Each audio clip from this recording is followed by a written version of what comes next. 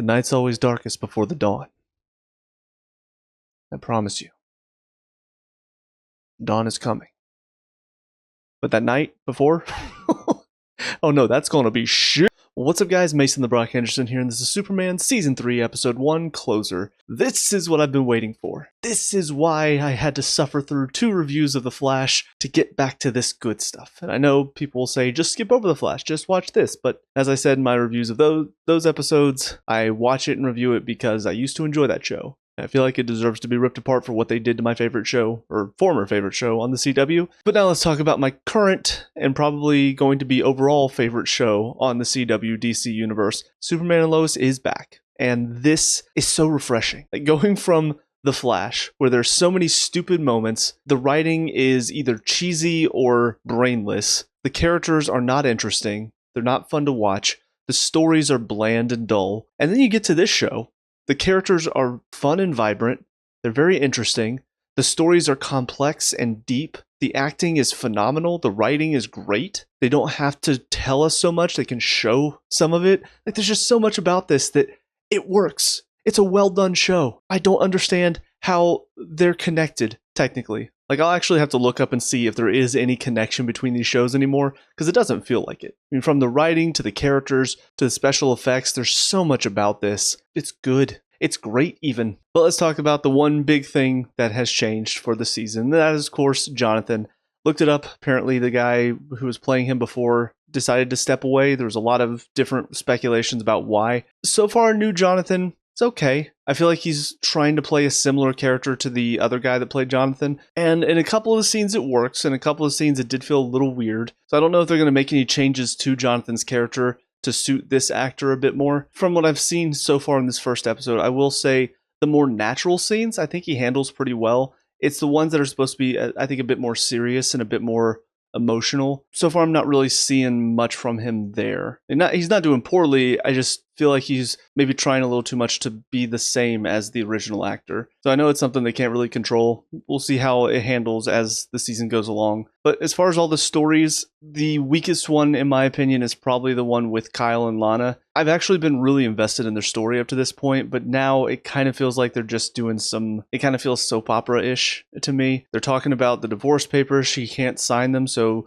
sitting there thinking, oh, well, maybe she's having doubts. But then he decides to sleep with Chrissy, and then she hands him the divorce papers while she's there. So it's kind of a messy thing that feels more like a soap opera than it does interesting drama. Real life drama, I guess, is the best way to put it. And I understand. I get for Chrissy, she does feel alone in this scenario. As she said, the only social event she has is going to the birthday party of her coworker's sons. So I get why she's feeling kind of lonely, but it just adds this element whenever it's Kyle that she ends up hooking up with that I'm just not as interested with, if I'm being honest. But everything else I think works really well. The stuff with the black mold at the school I thought was just going to be a random throwaway thing to, I guess, give Lana something struggling to deal with as mayor. But the way the former mayor came up and talked to her, I'm kind of wondering if maybe he was using that money to pay off whoever the bad guys are going to be this season. Don't really know anything about this Mannheim character. I do find it kind of cool that it's a guy from Walking Dead that played Tyrese. I will never forget the one scene where he's surrounded by all the walkers telling everybody to leave him behind. Next thing you know, they hear rustling behind him in the woods and he just steps out having killed all the walkers. I'm just like, this dude's a badass. But I don't really know anything about him or the guy with the weird swirls on his face. Very intriguing scenes though, and to see that apparently he can somehow mess with Superman's hearing. That was a very well done scene, and it's one of those show don't tell moments where I feel like in The Flash, he would have flown up there, he would have been listening in, somebody would have been in his ear, Clark, are you okay? Yeah, for some reason I can hear all this stuff, but I don't see anything happening. It's weird. We don't need all of that. But there's a lot of mystery and intrigue surrounding that I'm very excited to see more of. Just the setup. I think his name is Atom Smasher, if I'm not mistaken. Him showing up and he's freaking out. Suddenly all these bullet holes riddle him, even though there's no bullets, which is weird. And then the guy with the spiral face shows. It was just a very bizarre scene that I think is meant to be confusing because they want to get the audience asking questions. Who is this guy? How did he kill Atom Smasher? How did they bring him back at the end of the episode? What are they doing in this seemingly subway tunnel? There's just a lot going on that I'm excited to see more of because it's very well set up with a lot of good mystery behind it. Looking at the story surrounding Jonathan and Jordan at the moment, Jonathan's is a little less interesting, but it is kind of relatable because I also have a mother who, when I was learning how to drive, and even when I drive now, I'm 31, and she'll still be in the car and she'll still be grabbing onto the handle like, I'm a fine driver. So that one, it was relatable, but it's not, when you think about everything else going on in the show, it's probably the least interesting thing. But for Jordan, he's got a couple of stories. First, his whole thing with Sarah, not as interesting. Stupid high school drama bullshit. I'm not really interested in that story, but it's still well done. I have said that since season 1. It's the high school drama that I'm not as on board with for the show, but I think they still do it well, even if I don't connect with it. But the other part of his story, I'm curious to see what they're going to do with it, because he does seem a little rebellious, which makes sense. He's 16, so of course he's going to rebel. But he goes and tries to save the day by fixing this whole crane situation, and as we see, he ends up making it worse, because he doesn't really understand how to solve a lot of these problems yet. He's only a kid. And so Clark rightly calls him out for that. And I think in this scene, I do side with Clark. I think he's correct. He's too young to be going out there and doing all this stuff because he's not quite ready to handle that type of responsibility, and he's going to be prone to make mistakes. So he shouldn't be trying to do this on his own yet. But I do also see where Jordan is a kid. He doesn't quite understand that. He needs to learn from his mistakes. And I think that's where his conversation with Jonathan really helps in this scenario. Because he was being pretty stubborn about it. He was being a little brat.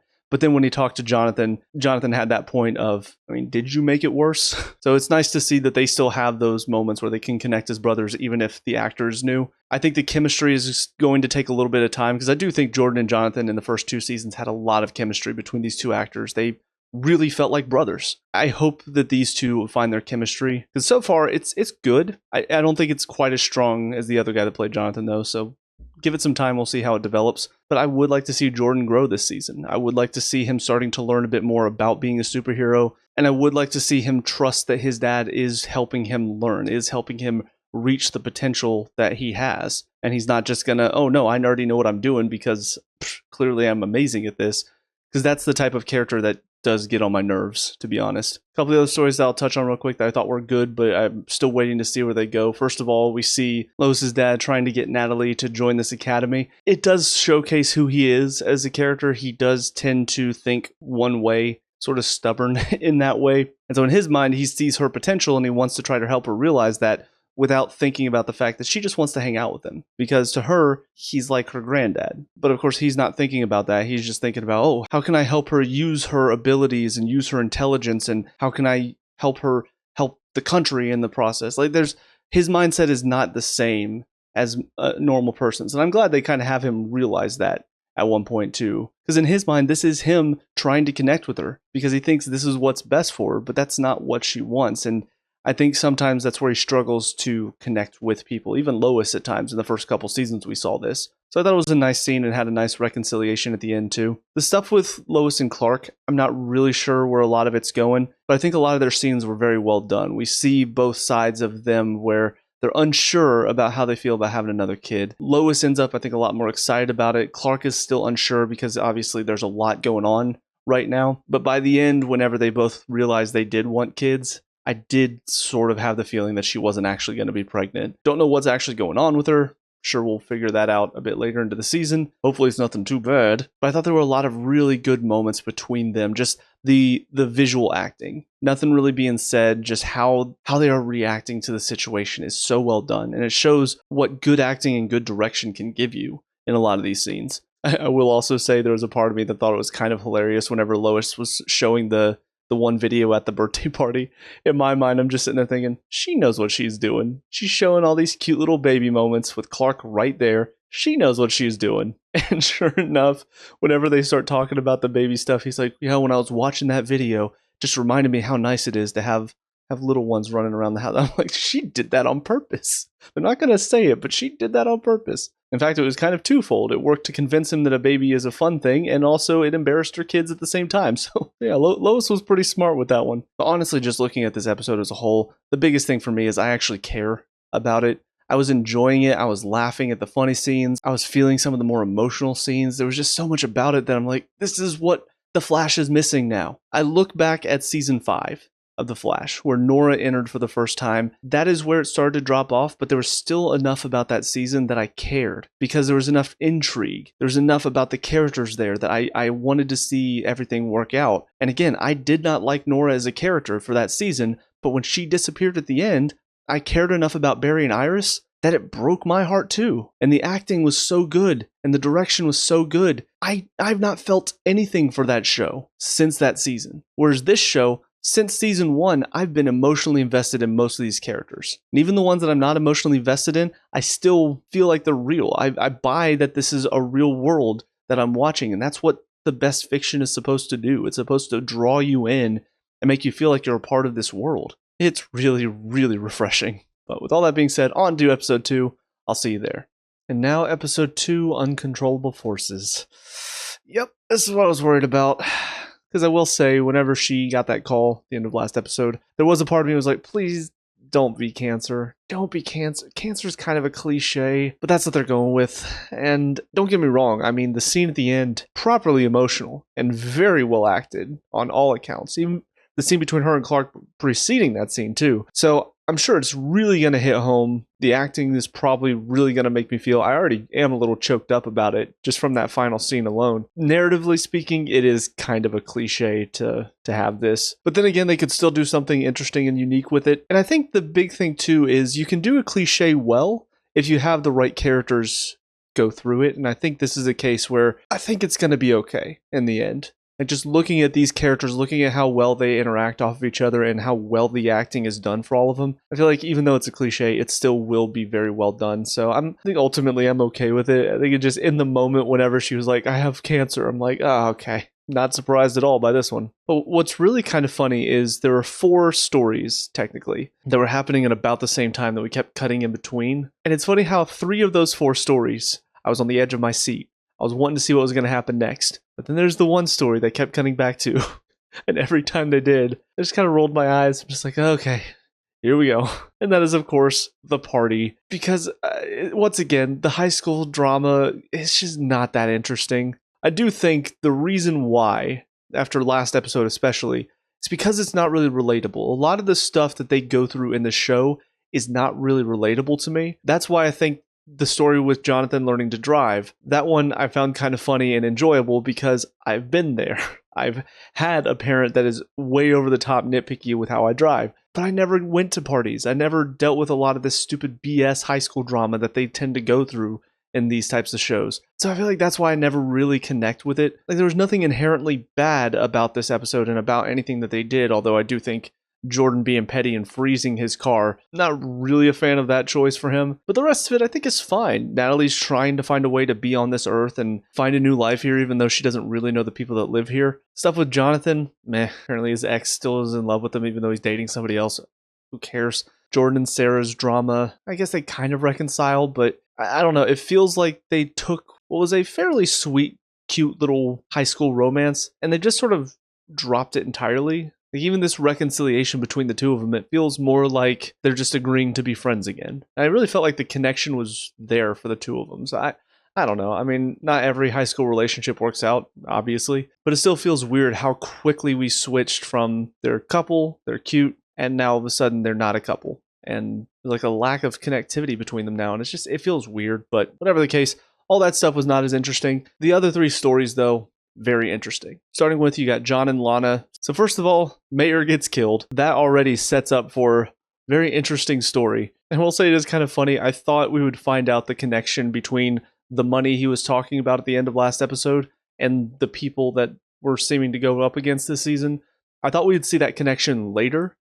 So to find out in episode 2 that, yep, that's exactly what's going on. That's exactly what that money he's talking about is. There's something kind of funny about that. But yeah, him getting just killed right off the bat, it was pretty shocking. But everything between John and Lana, don't know if they're building up a relationship between the two of them, but I will say it was kind of interesting to see them starting to piece all the clues together, find the drive, but then get attacked. And of course, it's by the person who apparently killed the John Henry Irons in this world. So that's also going to be a very interesting story to see where it goes next. But then of course you got the other 2, which is Lois and Clark going to talk to the mayor. Lois ends up trying to save the mayor from killing herself because she basically got threatened to do so. Meanwhile, Superman goes to confront Mannheim, and a bit of an interesting dialogue between the two of them, I will say. It just sort of goes to show, because obviously Superman can't save literally everybody, but he does put out some of the biggest disasters that it can. But it does mean that there are some smaller crimes, some smaller parts of the world. Maybe the things that are happening are not as on big of a scale, or he's not around at that point, because obviously he can't be everywhere at once. And so it does lead to some instances where I would imagine some people don't like Superman because they look at him saving all these other people and think, well, why didn't he save us that one time? And I will say that story in and of itself is a very interesting metaphor that can be applied to a lot of different things when you think about just our everyday life, when you think about some religious aspects. There's a lot of things that can be drawn from that story. And I'll be really curious to see whether they decide to play on those metaphors maybe a little bit more throughout the season. But it does build up for Mannheim being kind of an interesting villain to see the psychology and the depth to his character. But ultimately, the biggest thing for Mannheim too is how is he going to be a threat? Because obviously we see how this one person with the shifting face, we see how they're going to be a threat. Like I said in the first episode, they made Superman think he was hearing a bunch of different things that were not actually happening. So they seem like the biggest threat that Mannheim has. But does Mannheim have something else up his sleeve that will cause him to be a bigger threat to Superman going forward? But for Lois, seeing her talk the judge down, I think was a very good moment. And also obviously leads to the moment when she finally admits what happened and about her diagnosis and all of that. It does make me wonder, though. The judge clearly said that if she didn't kill herself, then she was going to die anyway. So what's Mannheim going to do now that she stayed alive? I think we're going to find out he took her out anyway, or what else is going to happen there. But I did think it was a very well done scene, very emotional too. Yeah, I think it was another good build-up episode. I feel like I remember this from the first two seasons where first 2 or 3 episodes, they have some exciting moments, some moments that'll draw you in, but they never really kick things off until about 3rd or 4th episode. Then we get a little bit more of a picture of how the season's going to go as a whole. And that's where I feel like the show truly draws me in and gets me excited to see what's going to happen in the next episode. I did also want to shout out a pretty funny line when Clark carries Lois off to go off to the interview and all the papers fly everywhere. Chrissy's line after that, "Where are the paperweights?" Great line, and I would die if in the next episode we see all of the papers are weighed down by something. Yeah, all in all, good episode. On to the next one. I'll see you there. And finally, episode 3, In Cold Blood. So this one, I will admit, not my favorite episode, but not because it's poorly done, poorly created. Unfortunately, I think I'm just not as much of a fan of what they're doing right now with some of these characters. We'll start with Sarah. Her response to her mom deserved a slap in the face, if I'm being perfectly honest. I know people will say, oh, you shouldn't slap your kids in the face, oh, blah, blah. And I'm not somebody that's going to be advocating for slapping kids in the face. Mostly. But that was a situation where she kind of asked for it. I mean, first of all, she has every right to be grounded based on the fact that she lied. It was already pointed out to her. Nat also went to the party, but she didn't lie about it. Jonathan and Jordan technically didn't tell their parents about it, but they were also dealing with something else. So I don't think Lois is going to ground them based on everything that's happening right now. So you are absolutely deserving of being grounded. And yet she's acting like a little brat about it. And then I mean, just what she said to her mom. I get she's frustrated, but what she said was way, way over the line harsh. To say no wonder dad cheated on you, that deserves a slap in the face. And I get why Lana feels bad about it, but still, I feel like they're going to portray it as if she didn't do anything wrong, Sarah, in that situation. It was all Lana's problem that she reacted that way. I'm sorry, it kind of was deserved. You might think I'm a terrible person for saying that, but you can't just say stuff like that to your parents. It doesn't matter how selfish Lana is being with this whole mayor thing. And honestly, last season, Sarah seemed perfectly fine trying to help her with it. I just don't know where any of this came from. It feels like some of these characters are making weird decisions, and that takes me on to Candace, because just out of nowhere, she blows up on Jonathan for even suggesting that her dad had something to do with any of this, with his truck missing. Where did this come from? Oh, what? Because we're poor? Because we live in a trailer? That's not been an issue for him before. If it was, he wouldn't still be with you. So why do you think all of a sudden because your dad made some comments about how much his truck is worth, and then his truck goes missing the next day, he's not suspecting your father because of who your father is. He's suspecting your father because of what he said. If a guy comes and visits me, and I'm like, hey, yeah, you better watch your back, and then the next day he winds up dead, the cops are going to suspect me because of what I said. And even at the end, she gives the watch back, and it's almost like she doesn't want to apologize. And maybe that was supposed to be her feeling embarrassed and guilty about her blow up in the first place, but it didn't come off as that. It came off as like, yeah, you were right, congratulations. And it kind of pissed me off, if I'm being honest. Like, he was correct. He suspected your dad because of what your dad said. You got pissed off about it for some reason. Own up. Apologize. And of course, we do see he's about to tell her about what happened at the party, so see what happens there. But those two, Sarah and Candace, both of them, I feel like the reactions in this episode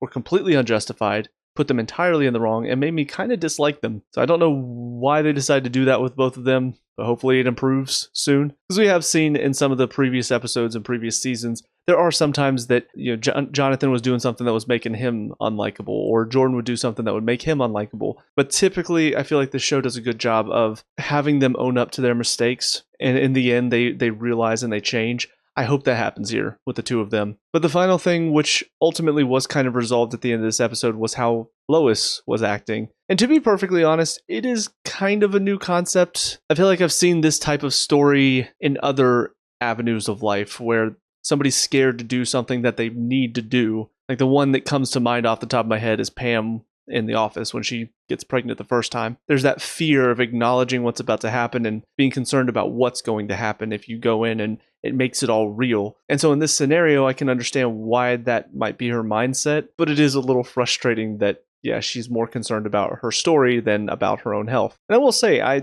think they did a good job of showing Clark's fear of that. Because when they show the first dream sequence, my mindset on it was he's worried about not being able to save her. Everything is crumbling around them, and he's trying his best to save him, and he's not sure if he's capable of doing it. But then you see the dream sequence the second time when he fails to save her, and now it takes on a new light, having seen sort of what's going on, because we see it's the Daily Planet globe that's crushing her. And now with the context of the beginning of this episode, we see she's more focused on her story and her career than she is on getting better. And that ultimately is going to be what might kill her. So I think that was very cleverly illustrated. And it also kind of shows, first time he does manage to get there just in the nick of time in his dream. Second time, though, he doesn't. I don't know if we're going to go back to that dream sequence later, but if we do, it'd be kind of interesting to see how it develops and see how his fears continue to grow. But I think the scene at the end was very sweet. The conflict between Nat and John Henry, it does make sense. And she's trying to do something nice for Lois. She's trying to be there for her because I think she has accepted that Lois is not her mom, but she's done so in a more healthy way where she's willing to be there for her and treat her as a friend. Whereas John Henry, I think, is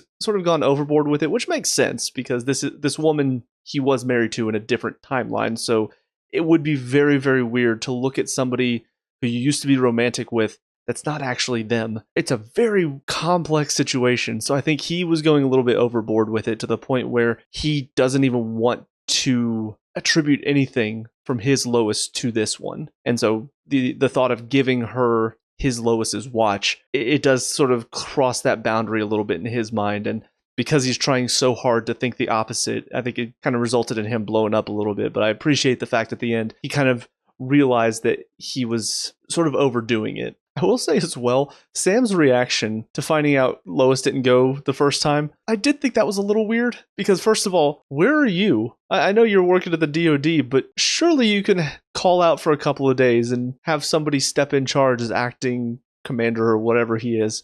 General, I suppose. Most of the time, they have somebody who can do that. And I'm sure your daughter finding out she has cancer is a good reason for you to take a couple of days off. So why couldn't you take her to her appointment? I think the fact that not only did he blame Clark for it, the fact that he also said, why did you let her miss that appointment? Because if Clark is in control of her everyday life, it just came off as really over the top, I guess is the best way to put it. And don't get me wrong, I understand why he was very upset. Of course he is. His daughter's not going to chemo, which she needs possibly to try to stay alive. So yes, the tensions would be high, but it still did feel a little odd how he reacted to the news. And again, the fact that the second day, instead of him stepping up and saying, hey, just in case something happens, let me also be there to make sure she makes this appointment.